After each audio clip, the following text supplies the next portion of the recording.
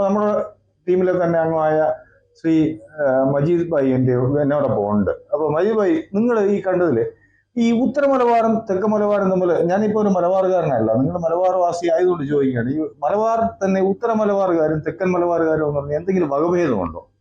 അങ്ങനെ ഒരു വകഭേദം നമുക്ക് പറയാൻ പറ്റില്ല. പക്ഷെ രാഷ്ട്രീയത്തിൽ ഉത്തര മലബാർ എന്ന് ഞാൻ വിശേഷിപ്പിക്കുന്ന കാസർഗോഡ്, കണ്ണൂർ, ഓക്കെ, അത് എന്ന് പറഞ്ഞാൽ ഈ രാഷ്ട്രീയം എന്ന് പറഞ്ഞാൽ അധികം മാറാത്ത രാഷ്ട്രീയമുള്ള ആളുകളാണ്. അതിപ്പോ CPM ആണെങ്കിലും UDF ആണെങ്കിലും വലിയ ചേഞ്ച് ഒന്നും വരാതെ പരമ്പരാഗതമായിട്ട് വിശ്വസിച്ച് പോരുന്ന ഒന്നാണ്. അപ്പൊ ഈ ജിയോഗ്രഫിക്കലായിട്ട് നമുക്ക് ജിയോഗ്രഫിക്കലി നമ്മുടെ ഉത്തര മലബാർ തെക്കൻ മലബാർ എന്ന് പറയുന്നതല്ല, രാഷ്ട്രീയപരമായി അങ്ങനെ വ്യത്യാസമില്ല എന്നാണ് താങ്കൾ പറയുന്നത്. അല്ല, രാഷ്ട്രീയമായിട്ട് തന്നെ ഞാൻ പറഞ്ഞ രാഷ്ട്രീയ എന്താ പറയുക, കക്ഷി രാഷ്ട്രീയത്തിൽ ഉത്തര മലബാർ ഞാൻ വിശേഷിപ്പിക്കുന്ന കാസർഗോഡും കണ്ണൂരും അവിടുത്തെ ജനതയുടെ ഒരു പ്രത്യേകത എന്ന് പറഞ്ഞാൽ വളരെ കുറച്ച് ആളുകൾ മാത്രമേ പാർട്ടി അല്ലാതെ വോട്ട് ചെയ്യുന്ന ആളുകളുള്ളൂ. മറ്റുള്ളവർ പാർട്ടിയിൽ ഉറച്ചു നിൽക്കുന്ന ആളുകളാണ്. നേരെ കുറച്ച് നമ്മുടെ കോഴിക്കോട്ടേക്ക് വന്നാൽ കോഴിക്കോടിന്റെ ചിത്രം പലപ്പോഴും മാറിയിട്ടുണ്ട്. അതിൽ തന്നെ ദക്ഷിണ മലബാർ എന്ന് പറയാവുന്ന മലപ്പുറം ആണെങ്കിൽ ഏറെക്കുറെ UDFന്റെ കോട്ടയാണ്. പക്ഷെ അത് ഒരു എല്ലാ ഘട്ടത്തിലൊന്നും UDFന്റെ കൂടെ ഉറച്ചു നിന്നിട്ടില്ല എന്നും കൂടി മനസ്സിലാക്കണം.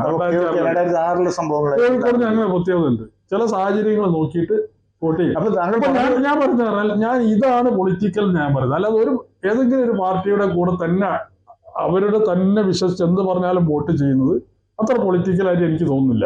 ഓക്കെ, ഞാൻ അത് ചോദിച്ചതിൽ കാര്യം ഇപ്പൊ താങ്കൾ പറഞ്ഞ അനുസരിച്ചാണെങ്കിൽ ഇപ്പോൾ നമ്മൾ ഉത്തര മലബാർ എന്ന് പറഞ്ഞ് ഉദ്ദേശിച്ചത് ഇപ്പോൾ കാസർഗോഡുള്ള 5 മണ്ഡലങ്ങളുണ്ട്. അപ്പൊ അതില് മഞ്ചേശ്വരം, കാസർഗോഡ് ഏറ്റവും മുകളിൽ ഏറ്റവും വടക്കേറ്റത്ത് കിടക്കുന്ന 2 മണ്ഡലങ്ങൾ.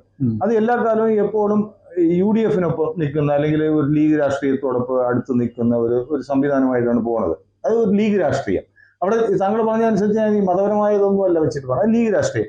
തൊട്ട് തെക്ക് കിടക്കുന്ന ഉദുമയായാലും തൃക്കരിപ്പൂരായാലും പിന്നെ തൊട്ടടുത്ത് കാഞ്ഞങ്ങാട്, ഈ 3 മണ്ഡലം എന്ന് പറഞ്ഞാൽ എല്ലാ കാലവും LDFനോടൊപ്പം നിൽക്കുന്നു. അപ്പൊ താങ്കൾ പറഞ്ഞാൽ സാധൂകരിക്കുന്ന കാര്യമാണത്. അത് പൊളിറ്റിക്കലി അങ്ങനെയാണ്. ഇപ്പൊ 5 മണ്ഡലങ്ങളിൽ 2 ലീഗ് ആഭിമുഖ്യമുള്ള മണ്ഡലങ്ങളും അതിൽ തെക്കോട്ട് കിടക്കുന്ന 3 മണ്ഡലങ്ങൾ, ആ ഒരു ജില്ലയെ കുറിച്ചാണ് പറയുന്നത്. അതിൽ 3 മണ്ഡലങ്ങൾ എപ്പോഴും എല്ലാ കാലത്തും LDFനൊപ്പം നിൽക്കുന്നു, വലിയ ഭൂരിപക്ഷത്തിൽ ജയിക്കുന്നു, അങ്ങനെ പോകുന്നു. അതിൽ ചേർന്ന് കിടക്കുന്ന പയ്യന്നൂർ മുതൽ ഈ തെക്കോട്ട് കണ്ണൂർ ജില്ലയിലെ വടക്കൻ മേഖല, അതുകൂടെ ചേർത്ത് വെച്ച് നമുക്കതൊരു ഉത്തര മലബാർ എന്ന് പറയാം. അതായത് പകുതി കണ്ണൂരും കാസർഗോഡ് പൂർണ്ണമായിട്ടും അങ്ങനെ വരുന്ന ഉത്തരമേഖല ഇതിലെടുക്കുമ്പോഴേക്കും ഈ ഏറ്റവും വടക്കേറ്റത്ത് കിടക്കുന്ന ഈ 2 മണ്ഡലങ്ങൾ ഒഴികെ ബാക്കിയുള്ളതെല്ലാം എല്ലാ കാലവും LDFനോടൊപ്പം നിൽക്കുന്നതായിട്ടാണ് നമ്മൾ കാണുന്നത്. അതിലെന്ത് കാരണമാണ് താങ്കൾ ഇനി ഞാൻ പറയുന്നത് ഈ ശരിക്കും ഈ കയ്യൂരിന്റെ മണ്ണ് എന്നുള്ള ആ ഒരു രീതിയിലും അങ്ങനെ എന്തെങ്കിലും ആണോ? അത് കമ്മ്യൂണിസ്റ്റ് പാർട്ടികളോടൊപ്പം മാത്രം നിൽക്കുന്നതാണ് കാണുന്നത്. അത് ഞാൻ പറഞ്ഞത് കാസർഗോഡുള്ള ഒരു 3 മണ്ഡലങ്ങളും കണ്ണൂരിന്റെ ഭാഗമായിട്ടുള്ള ഈ വടക്കൻ മേഖലയിൽ വരുന്ന ബാക്കി മണ്ഡലങ്ങൾ, അതിൽ തീർച്ചയായും ഞാൻ പറയാൻ കുടിയേറ്റ മേഖലയായ ഇരിക്കൂറും പേരാവൂറും വേറൊരു മേഖലയിൽ മാറി നിൽക്കുന്നു. അത് കണ്ണൂരിന്റെ കണ്ണൂർ തന്നെ തലമുറകളായി ഉണ്ടായി ഇവിടെ വരുന്ന ഈ പറഞ്ഞ ഈ രാഷ്ട്രീയത്തിലൂടെ വളർന്നു വന്ന തലമുറകളുള്ള പ്രദേശമല്ല അത് പ്രധാനമായും ഇരിക്കൂറും പേരാവൂറും അത് കുടിയേറ്റ മേഖലയാണ്. അല്ലാതെ ഇവിടുത്തെ തനത് ആയിട്ടുള്ള ഇവിടെയുള്ള ആൾക്കാർ വസിക്കുന്ന മേഖല അങ്ങനെ ഈ കമ്മ്യൂണിസ്റ്റ് പാർട്ടികളോടൊപ്പം മാത്രമേ എല്ലാ കാലവും നിലനിൽക്കുന്നു. അതിൽ എന്തെങ്കിലും ഒരു മാറ്റം ഇത്തവണ താങ്കൾ പ്രതീക്ഷിക്കുന്നുണ്ടോ? അങ്ങനെ വന്നില്ലെങ്കിൽ വരാത്തതിന് എന്തെങ്കിലും കാരണം, ഇതിന്റെ രാഷ്ട്രീയപരമായ കാരണം എന്താണെന്നുള്ളതെന്ന് പറയാമോ? അതിൽ കാസർഗോഡ് വലിയ വ്യത്യാസം വരാൻ സാധ്യതയില്ല. പക്ഷെ കണ്ണൂരിൽ മിക്കവാറും നിലവിലുള്ള LDFന്റെ മേൽക്കൈ ഉണ്ടാവും. ആ മേൽക്കൈ അത്ര ശക്തമായിട്ട് നിലനിൽക്കുമെന്ന് എനിക്ക് തോന്നുന്നില്ല. സീറ്റുകൾ കുറയും.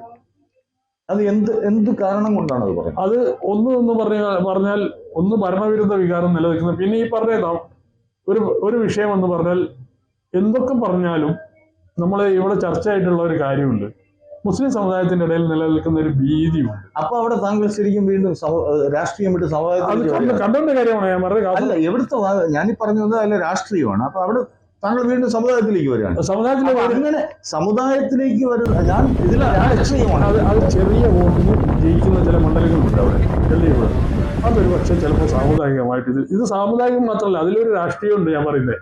അപ്പൊ ഇന്നും ഈ താങ്കൾ പറയുന്ന അനുസരിച്ചാണെങ്കിൽ ഇവിടെ ഈ പറയുന്ന ഉത്തര മലബാർ മേഖലയിൽ രാഷ്ട്രീയത്തിനല്ല പ്രാമുഖ്യം, അവിടെ സാമുദായികവും കൂടെ ആകുന്നു എന്നുള്ളതല്ലേ? അല്ല, രാഷ്ട്രീയത്തിന് തന്നെയാണ് പ്രാമുഖ്യം. പക്ഷെ ചെറിയ അളവിൽ പോലും സാമുദായികം എന്ന് പറഞ്ഞാൽ അതിലൊരു തീർച്ചയായും കേരള രാഷ്ട്രീയത്തിൽ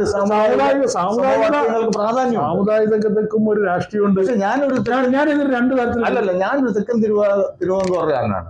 അവിടെ ശരിക്കും പറഞ്ഞാൽ ഇതുപോലെ സാമുദായിക രാഷ്ട്രീയത്തെ കുറിച്ച് നമ്മൾ ചർച്ച ചെയ്യാറും അവിടുത്തെ തെരഞ്ഞെടുപ്പ് ഫലങ്ങളൊക്കെ പ്രതിഫലിപ്പിക്കുന്നതെല്ലാം സാമുദായിക സമവാക്യങ്ങളിൽ ബന്ധപ്പെട്ടാണ്. ഇന്നും ഞങ്ങൾ വിശ്വസിച്ചിരിക്കുന്നത് ഈ മലബാറിൽ, പ്രത്യേകിച്ച് ഉത്തര മലബാറിൽ ഇന്നും ഈ സമുദായത്തിന് രാഷ്ട്രീയത്തിൽ നമ്മുടെ ഈ തെക്കൻ മേഖലയിലുള്ളതുപോലെ കടന്നുകൂടാനോ സ്വാധീനം ചെലുത്താനോ കഴിഞ്ഞിട്ടില്ല എന്ന് വിശ്വസിക്കുന്നവരാണ് ഞങ്ങൾ. അപ്പൊ ഞങ്ങളിപ്പോ താങ്കൾ പറയുന്ന അനുസരിച്ചാണെങ്കിൽ ആ വിശ്വാസം മാറ്റേണ്ടി വരും. ഇല്ല, ഞാൻ പറഞ്ഞത് ശരിക്കും മനസ്സിലാക്കിയിട്ടില്ല. കണ്ണൂരിലെ രാഷ്ട്രീയത്തിന്റെ വേറെ കാര്യമുണ്ട്. ഇവിടെ നിങ്ങൾ പറയുന്നത് പറഞ്ഞാൽ ഈ പറഞ്ഞ ആരോപണം ഉണ്ടല്ലോ, നേരത്തെ പറഞ്ഞ LDF ഒരു ഡീൽ എന്നൊക്കെ പറയുന്ന ഒരു സംഭവം ഉണ്ടല്ലോ, അതൊക്കെ അല്ല, അല്ലാതെ തുറന്നു വിട്ട നമ്മൾ നേരത്തെ പുറത്ത് വന്ന ഇവിടുത്തെ PM ശ്രീ, അതുപോലെ ചില കാര്യങ്ങളില്ലേ. അതുപോലെ ഈ പറഞ്ഞ ഈ രാഷ്ട്രീയം ഉള്ളത് കൊണ്ടാണ് ഞാൻ പറയുന്നത്. അതുപോലെ മാവോയിസ്റ്റുകളോട് നേരിട്ട വിഷയം, അതിൽ നിറയെ കാണിച്ചാൽ അവിടുത്തെ പറഞ്ഞ CPM-കാർക്ക് പോലും എതിർപ്പുണ്ട്. അതുപോലെ ന്യൂനപക്ഷ വീതി പോലും താങ്കൾ പറഞ്ഞു സാമുദായികമല്ല, രാഷ്ട്രീയം അല്ലല്ല, അത് രാഷ്ട്രീയമാണ്. ഈ മാവോയിസ്റ്റ് ഒരു കാര്യം. അതുപോലത്തെ ഈ പറഞ്ഞ സാമുദായികം പോലും നിങ്ങൾ ഇത് മുസ്ലിങ്ങളിലേക്ക് മാത്രം കുറച്ച് കാണരുത്. ഞാൻ കണ്ടില്ല, ഞാൻ പറഞ്ഞില്ല. കണ്ണൂരിലൊക്കെ ഉള്ള പ്രശ്നം, കോഴിക്കോടിന്റെ ഒക്കെ പ്രശ്നം എന്ന് പറഞ്ഞാൽ ഇവിടുത്തെ വലിയൊരു വിഭാഗം തീയരാ. ഈ തീയർ എന്ന് പറഞ്ഞാൽ ഹൈലി സെക്യുലറാ. ഇവർ എന്ന് പറഞ്ഞാൽ മുസ്ലിം സമുദായത്തിന്റെ കൂടെ ജീവിക്കുന്ന ആളുകളാണ്. അപ്പൊ ഇവർക്ക് വിരുദ്ധമായ ഒരു സാധനം വരുമ്പോൾ എന്ന് പറഞ്ഞാൽ അത് രാഷ്ട്രീയമാണ്. ഈ പറഞ്ഞ വെറും മുസ്ലിങ്ങളെ വോട്ട് മാത്രമല്ല മാറുന്നത്. അപ്പോ ഈ താങ്കൾ പറഞ്ഞത് ഇവിടുത്തെ ഒരു തീയ സമുദായം അത് ഹൈലി സെക്യുലർ ആണെന്ന് പറഞ്ഞു. അങ്ങനെ വരുമ്പോൾ എന്റെ ധാരണ, ഒരു തെക്കൻ തിരുവുകാരനായ എന്റെ ധാരണ, ഉത്തര മലബാർ മേഖലയിലെ ഈ പറയുന്ന മുസ്ലിം വിഭാഗവും ഹൈലി സെക്യുലറും പൊളിറ്റിക്കലുമാണെന്ന് വിശ്വസിക്കുന്ന ആളാണ് ഞാൻ. അപ്പൊ അതിനെ നിങ്ങൾ ശരിക്കും പറഞ്ഞാൽ അതിനെ ഞാൻ ഈ പറഞ്ഞ എന്റെ വിശ്വാസങ്ങൾക്ക് വിരുദ്ധമായിട്ടാണ് താങ്കൾ പറയുന്നത്. താങ്കൾ പറയുന്നത് വെച്ചാൽ ഈ തീയർ പൊളിറ്റിക്കലും ഈ അതെ ന്യൂനപക്ഷ സമുദായങ്ങളായ പറയുന്ന രീതിയിൽ പൊളിറ്റിക്കലായിട്ടുമാണ്. അതായത് ഏതെങ്കിലും തരത്തിൽ സംഘപരിവാരമായിട്ടൊരു ധാരണ ഉണ്ടാവുന്നെങ്കിൽ അതിനെ ഞങ്ങൾ അംഗീകരിക്കില്ല എന്ന് തോന്നൽ കുറച്ച് ജനങ്ങളിൽ വന്നിട്ടുണ്ടെങ്കിൽ അത് പൊളിറ്റിക്കലാണ്. അങ്ങനെ വരുമ്പോൾ ഈ താങ്കൾ പറഞ്ഞതുപോലെ ചെറിയ വ്യത്യാസം, താങ്കൾ പറയുന്നത് പോലെ ഇപ്പൊ അവിടുത്തെ ഭൂരിപക്ഷ സമുദായങ്ങളും ന്യൂനപക്ഷ സമുദായങ്ങളും ഒരേപോലെ ശരിക്കും പറഞ്ഞാൽ സെക്യുലർ ആയതുകൊണ്ട് അവിടെ പൊളിറ്റിക്കലായി നിലനിൽക്കുന്നു എന്നുള്ളതാണ്. ഈ ആരോപണം നിലനിൽക്കുന്നു എന്നുള്ളതാണ്. അതുകൊണ്ട് തന്നെ ആകും ഒരുപക്ഷെ ഞാനും പോയി കണ്ട ഈ മേഖലകളിലൂടെ യാത്ര ചെയ്തെന്ന് ഞാൻ മനസ്സിലാക്കിയത് ഇന്ന് അവിടെ പൊളിറ്റിക്കലായ മത്സരം നടക്കുന്നു എന്നാണ്. ഈ ഉത്തര മലബാറിൽ പൊളിറ്റിക്കലായ മത്സരമാണ് നടക്കുന്നത്. അവിടെ ഈ പറഞ്ഞു കേൾക്കുന്ന ഇതുപോലുള്ള ശരിക്കും പറഞ്ഞാൽ ഇപ്പോ ഈ LDF എന്താ പറയാ, LDF-ന്റെ എന്തോ നിലപാട് ന്യൂനപക്ഷ വിരുദ്ധമായി, അതുകൊണ്ട് അത് ന്യൂനപക്ഷങ്ങളെല്ലാം LDF-ന് വിരുദ്ധമായി വോട്ട് ചെയ്യാൻ പോകുന്ന വളരെ തെറ്റല്ലേ? അതപ്പോ അങ്ങനെ പറഞ്ഞില്ല, ന്യൂനപക്ഷങ്ങൾ മാത്രമല്ല, താങ്കളുടെ കാര്യമല്ലേ പറയുന്നത്, പൊതുവെയുള്ള മാധ്യമങ്ങളിലൂടെ അത് ശരിയല്ല. മാധ്യമങ്ങൾ എന്ന് പറഞ്ഞാൽ പ്രത്യേകിച്ച് നമ്മുടെ ചാനലുകൾ വന്നതിന് ശേഷം ഇതിനെല്ലാം മതജാതിയിലേക്ക് ബന്ധപ്പെടുത്തുന്ന ഒരു വിഷയമുണ്ട്. ഓക്കെ, പക്ഷെ അതല്ല രാഷ്ട്രീയം, മലബാറിന്റെ രാഷ്ട്രീയം. ഞാൻ ഇങ്ങോട്ട് കോഴിക്കോട്ടേക്ക് വരാം.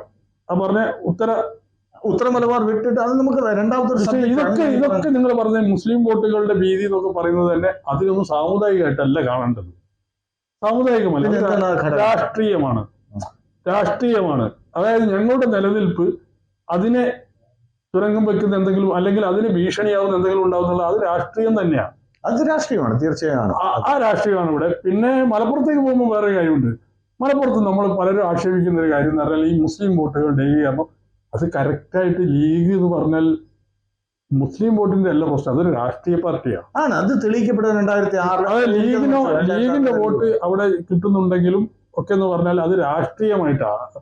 പാണക്കാട് തങ്ങളോ മറ്റോ പറയുന്നത് നമ്മളെല്ലാവരും പറയും പാണക്കാട് തങ്ങൾ ഒരു പാർട്ടിയുടെ പ്രസിഡന്റാണ്. അതായത് പിണറായി വിജയൻ നിങ്ങൾ ഇവിടെ വോട്ട് ചെയ്യണമെന്ന് പറയുമ്പോൾ അവരുടെ അണികൾ വോട്ട് ചെയ്യുന്നത് പോലെ തന്നെയാണ് ലീഗിന്റെ ആളുകൾ. പക്ഷെ എനിക്ക് തോന്നുന്നില്ല CPM ഇപ്പൊ ഒരു നേതാവ് പറയുന്നിടത്ത് പോയി ആൾക്കാർ വോട്ട് ചെയ്യുന്ന രീതിയിൽ, അല്ലെങ്കിൽ ഒരു നേതാവ് നിശ്ചയിക്കുന്ന രീതിയിൽ സ്ഥാനാർത്ഥികളാവുന്നതായിട്ട്. പക്ഷെ മുസ്ലിം ലീഗിനെ സംബന്ധിച്ച് കുറെ കഴിഞ്ഞ പതിറ്റാണ്ടുകളായിട്ട് നമ്മൾ കാണുന്നത് അതായത് തങ്ങൾ കുടുംബത്തിൽ നിന്നും നിശ്ചയിക്കപ്പെടുന്ന സ്ഥാനാർത്ഥികളാവുകയും അവർക്ക് താല്പര്യമില്ലാത്ത ഒരു സ്ഥാനാർത്ഥികൾ അല്ലാതാവുകയും ചെയ്യുന്ന അവസ്ഥയുണ്ട്.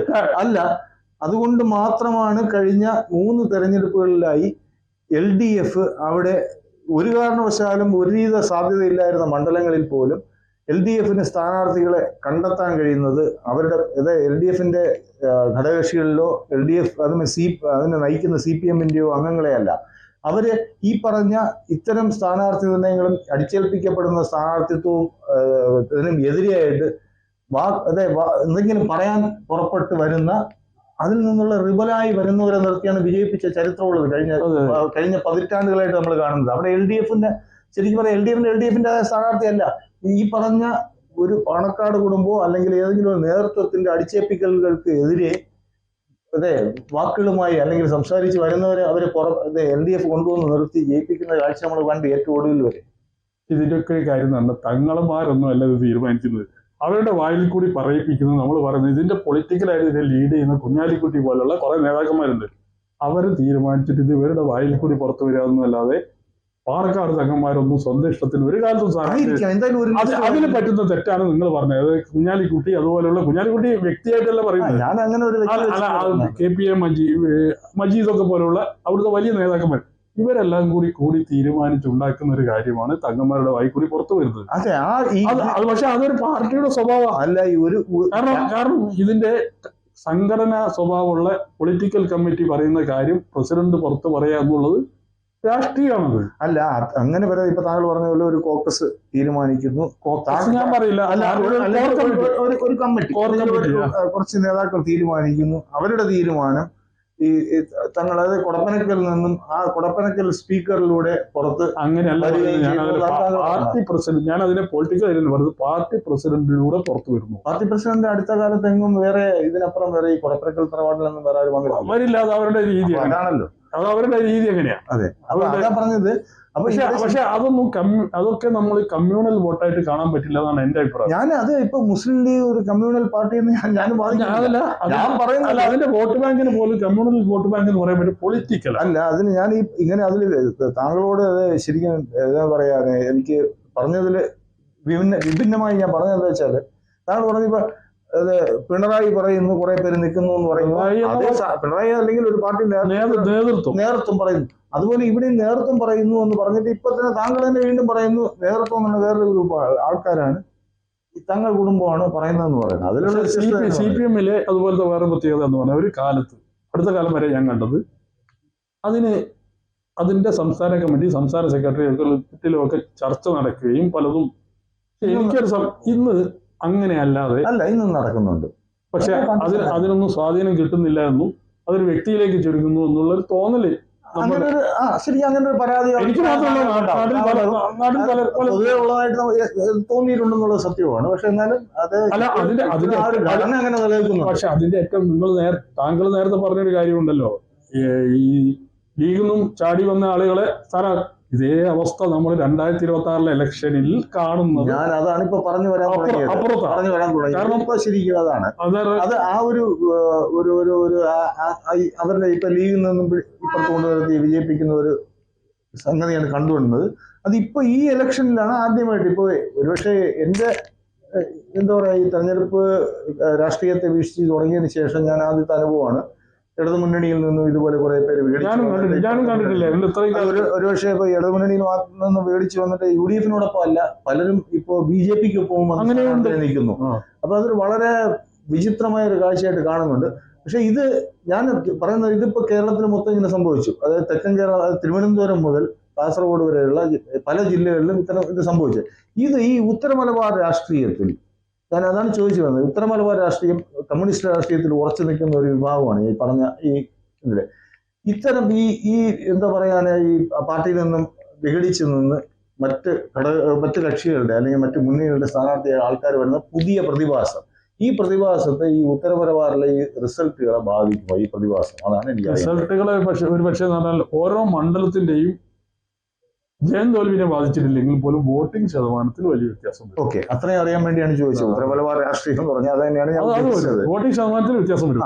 അതായത് കഴിഞ്ഞ തെരഞ്ഞെടുപ്പിലൊക്കെ കനത്ത ഭൂരിപക്ഷത്തിൽ LDF ജയിച്ച സ്ഥലത്ത് ഇപ്പൊ LDF ജയിച്ചാൽ പോലും കനത്ത ഭൂരിപക്ഷം ഉണ്ടാവും സാധ്യത. സത്യത്തിൽ എനിക്ക് നമ്മൾ ഈ കാഴ്ചകളെല്ലാം കണ്ടു വന്നപ്പോഴും ഇങ്ങനെ ഒരു മാറ്റം എന്തെങ്കിലും ഈ ഉത്തര മലബാറിൽ ഉണ്ടാവുന്നു ഒന്നും അറിയുക എന്നായിരുന്നു എന്റെ ചോദ്യങ്ങളുടെ ശരിക്കും പറഞ്ഞ അടിസ്ഥാനം. അതിനുള്ള ഒരു ഉത്തരം താങ്കൾ തന്നു കഴിഞ്ഞു. നമുക്ക് ഇനിയിപ്പോ തെരഞ്ഞെടുപ്പ് റിസൾട്ട് വരുമ്പോൾ കാണാം. കാണാം.